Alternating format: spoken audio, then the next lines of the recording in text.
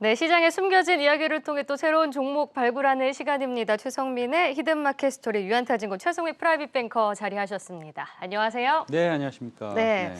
오늘은 또 전기차 관련 두 종목의 히든 스토리를 들려주신다고 하셨습니다. 먼저 첫 번째 키워드부터 열어보죠. 네, 투자 키워드 국내 전기차 부품 회사 설명해 주시죠. 우리 시청자 여러분들이 다 아시다시피 내연기관 차량과는 달리 전기차는 이제 엔진이 아니고요. 배터리하고 모터로 구동력을 만들어내기 때문에 전기차 보급 확대에 따라서 함께 시장이 커지는 배터리, 우리 뭐 다 알고 계시죠. 네. 근데 이제 모터도 마찬가지거든요. 그다음에 전기차하고 모터가 들어가니까 이제 굉장히 열이 올라갑니다. 그래서 열 관리가 필요합니다. 그래서 이런 주요 센서 업체들 포함해서 이제 새로운 국면을 맞이하게 됩니다. 그래서 전기차 시장이 2021년 글로벌 전기차 판매 올해 한 28% 증가한 한 400만 대 가까이 이제 팔리는 걸로 이렇게 알고 있는데 침투율이 아직은 5% 미만입니다. 네. 4.8% 정도 지금 될 수 있을 것 같은데요. 매년 이 정도 성장한다고 해도 무리가 없습니다. 그러니까 올해도 한 30%, 내년도 한 30%, 내후년도 마찬가지죠. 자, 그럼 우리가 생각해 보면 자동차 회사 굉장히 많습니다. 네. 그렇죠? 우리가 뭐 정말로 굉장히 많은 자동차 회사가 있는데 양극재, 음극재를 생산하는 회사는 잘 생산하는 회사라고 말씀드려야겠죠. 예, 이건 손에 꼽습니다, 사실은. 그렇기 때문에 사실은 이런 소재 업체들이 PER 50배에서 200배 이렇게 거래가 되는 것이죠. 희귀하고 잘 만들어야 되니까. 그러면 우리나라 전기차 부품 회사 중에서 글로벌 회사와 협력을 공고히 하고 있고 매년 그렇다면 전기차 성장률 정도 성장할 수 있는 것이거든요. 지금 이제 말씀드렸다시피 한 30% 정도 성장할 수 있는 것입니다. 그렇다고 본다면 30%씩 매년 3년 성장한다.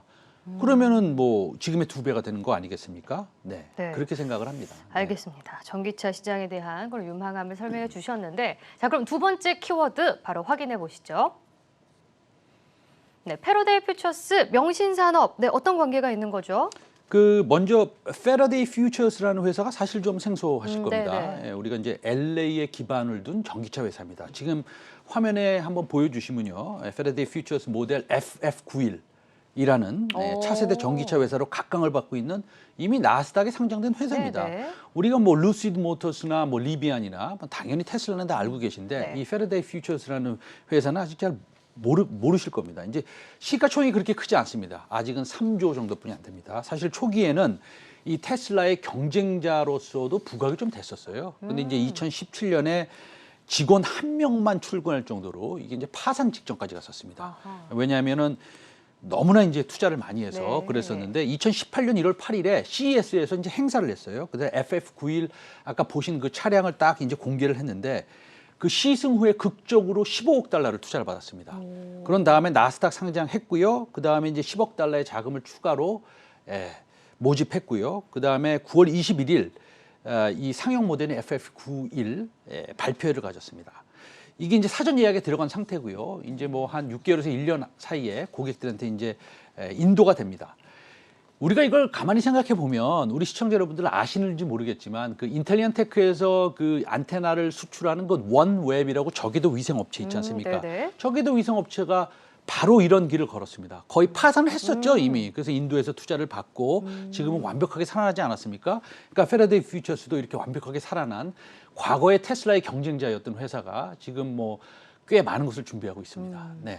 그러니까 저희가 많은 분들이 테슬라 전기차는 알고 계시고, 그러니까 루시드도 최근에 공개가 됐는데 굉장히 예쁘더라고요. 그 네. 리비안 기대감도 있고, 근데 이제 패러데이 퓨처스를 방금 전에 보여줬는데 이것도 굉장히 좋아 보여요. 네. 근데 성능 수준이 어떤지 궁금한데요. 저 약간 럭셔리급입니다. 사실은 오, 네. FF91은 전기차 최고의 이제 1050마력, 굉장히 강하죠. 그다음에 130kW의 배터리 팩 있고 제로버기 2.4입니다.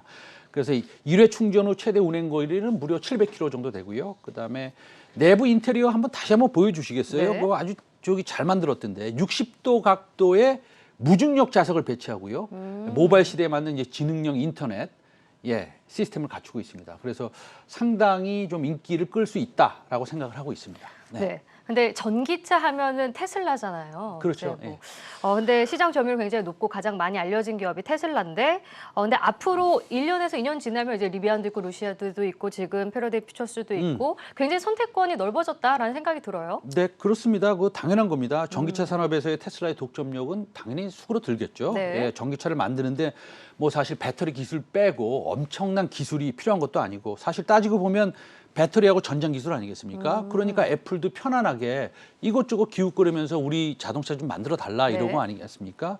그래서 양질의 부품을 어떻게 싸게 공급을 받는지가 중요한 것이고요. 그건 이제 조립하는 거가 승부이고요. 디자인이 승부입니다. 그래서 사실은 내연기관차가 이미 그것을 증명을 했죠. 우리가 오늘 자동차를 지금 바로 산다면, 네. 그럼 우리가 뭐 기준이 있지 않겠습니까? 예를 들어서 뭐 가격, 성능, 디자인 뭐 이런 것들이 상당히 중요한 것인데, 현재와 같은 테슬라의 독점은 불가능한 것이죠. 예, 테슬라가 디자인이 또 다른 전기차에 비해서 뭐 엄청나게 좋다, 뭐 이러기도 좀 어렵고요. 네, 그렇습니다. 네, 그러니까 국내 시장에서 이제 관련해서 저희가 볼 수 있는 종목이 지금 명신산업이다라고 말씀해 주시는 건가요? 네, 그렇습니다. 그 명신산업은 사실 고강도 자동차 차체를 제조하는 자동차 부품 업체고요. 네. 핫 스탬핑 부품 제조 기술을 바탕으로 글로벌 1위 테슬라의 그 납품주긴, 그 아시는 분들은 다 아시는 네. 최고의 자동차 부품 회사입니다. 그런데 명신산업이 오늘 이제 11월 패러데이 퓨처스의 전기차 위탁 생산과 관련된 바인딩 계약을 앞두고 있는 것으로 알려져 있습니다. 다시 말씀드리면 명신산업이 전기차를 만든다는 것입니다, 여기서. 네. 그래서 군산형 일자리 관계자와 전기차 업계에 따르면 명신은 패러데이 퓨처스와 오늘 11월, 오는 10월 1일 아니죠. 이미 이제 오늘부터 11월이죠. 11월 1일이니까요. 그래서 전기차 위탁 생산에 관한 물량 생산 시기들 합의하는 계약을 맺는다, 이렇게 알려져 있습니다. 그래서 패러데이 퓨처 보급형 전기차인 FF81을 2023년 출시에 맞춰서 위탁 생산할 전망이 있다, 이런 기사들이 있습니다. 그래서 국내 복수 언론은 명신이 패러데이 퓨처스의 전기차를 연간 25만 대를 만든다, 합의했다, 이런 기사들이 있습니다. 아니면 어떤 기사들은 아니다, 그건 너무 많다, 그거보다는 좀 적게 만든다, 뭐 이런 뭐 설랑설레는 있습니다. 그래서 근데 팩트는 뭐냐면, 얼마 전 패러데이 퓨처스가 IPO를 하지 않았습니까? 네. 나스닥에서 기업 공개를 할 때 이 기업 공개 자료를 보면 명신은 이 패러데이 퓨처스의 주요 생산 파트너로 명시돼 있습니다, 이미. 그 자료에. 그래서 이 패러데이 퓨처스는 군산 공장에서 이 전기차의 생산 대수를 27만 대까지 만들 것이다, 이렇게 이제 패러데이 퓨처 기업 공개 자료에 적시돼 있습니다. 네. 그럼 이제 패러데이 퓨처스와 발맞춰서 앞으로의 명신산업의 기업 가치 성장도 기대가 될 수 있겠네요. 그렇습니다. 근데 이게 기업 가치가 사실은 좀 계산하기가 쉽지가 않죠. 왜냐하면 25만 대를 만든다면 어쨌든 영업이익률이 뭐 8에서 한 10% 정도 될 듯하고요. 어디까지 언제 만들 건지 좀 말씀드리기가 좀 어렵습니다. 근데 어쨌든 지금 2023년 PER로 보면은 한 12배로 거래가 되고 있고, 네. 지금 추정된 영업이익은 1,830억 정도 되는데, 그럼 우리가 좀 보수적으로 생각을 해야 되지 않겠습니까? 네. 그럼 25만 대가 아니라 그 알려진 숫자의 한 3분의 1 정도만 만든다, 이렇게 좀 보수적으로 가정을 한다면 그래도 이 영업이익이 한 2천억은 넘어갈 것으로 보는 것이죠. 그리고 현재 테슬라에도 납품을 하고 있고요. 그다음에 루시드 모터의 매출이 본격적으로 성장할 테고, 그다음에 결론은 뭐 영업이익의 성장은 불보듯 뻔한데 PER 15배 이상 주는 게 맞느냐라고 생각할 때, 세계 유수의 글로벌 업체의 장기 계약을 좀 생각했을 때는 15배에서 20배 사이는 무리는 없다고 보는데, 그 이상은 아닌 것 같습니다. 네. PER을.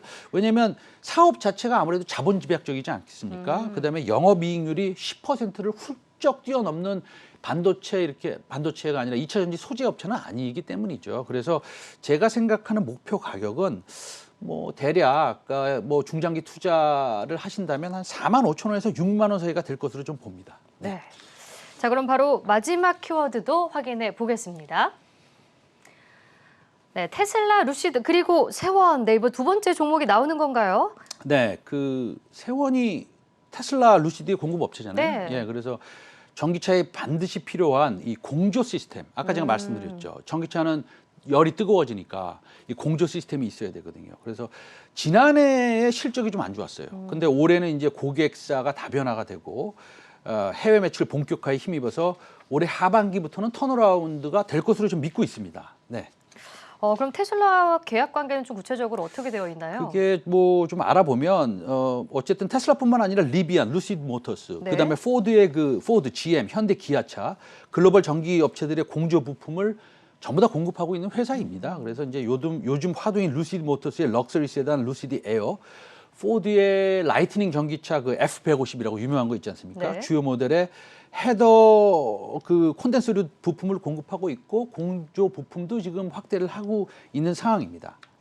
지금 최근에 루시드 관련주로 많이 올랐고 리비안 상장 기대감도 있고 뭐 여러 가지 투자 포인트가 있을 것 같은데 좀 주목할 필요가 있는 포인트는 어떤 게 있을까요? 이게 세원이 지금 뭐 사실 자동차의 부품에 대해서는 관련돼서 말씀을 드리고 있는데 네. 이게 히든 스토리가 또 하나 있습니다. 아. 예, 세원의 자회사 트리노 테크놀로지라는 회사가 있습니다.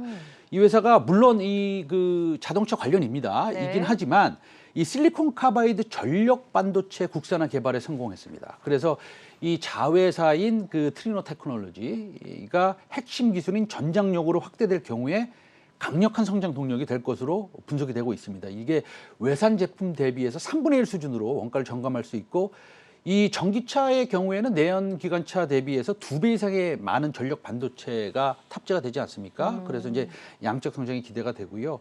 이 전력 반도체는 배터리 사용 시간을 늘립니다. 그리고 전력 용량을 줄여주는 비모리 반도체의 성능에 따라서 아주 그 전력 효율성을 높이는 아주 중요한 부품입니다. 그래서 다시 말씀드리면 세원의 자회사 트리노 테크놀로지, 그 실리콘 전력 반도체를 개발했다.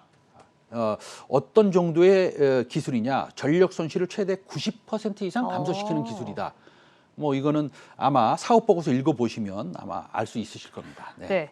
그럼 굉장히 투자 포인트가 많은데 이 중장기적으로 투자를 감안했을 때 이 세원의 주가 업사이드는 좀 어디까지 보고 계신가요? 일단 턴어라운드를 좀 해야 됩니다. 3분기, 4분기. 그렇게 된다면 작년부터 지속적으로 이제 테슬라 이런 곳에서 수주가 들어오고 있지 않습니까? 그래서 3분기를 기점으로 턴어라운드 한다면 올해 4분기 그리고 내년에는 상당히 실적이 괜찮을 것으로 봅니다. 올해 연결 기준으로 해서 한 150억 정도 할 수 있다면 내년에는 200억 이상 기대가 되고요. 그러면 중장기 투자를 선호하신 분들은 아마도 목표가는 8,000원에서 10,000원 사이의 목표가를 설정해 줘도 되지 않을까 이런 생각을 합니다. 우리가 사실은 전기차 시장이 엄청나게 성장을 하는데 네. 그래서 이제 소재 업체도 뭐 수백 %의 성장을 하고 있지 않습니까? 그런데 이제 이 전기차에 들어가는 이런 부품들에 대한 성장을 우리가 조금 놓치고 있지는 않은지 해서 오늘 두 종목 소개 말씀드렸습니다.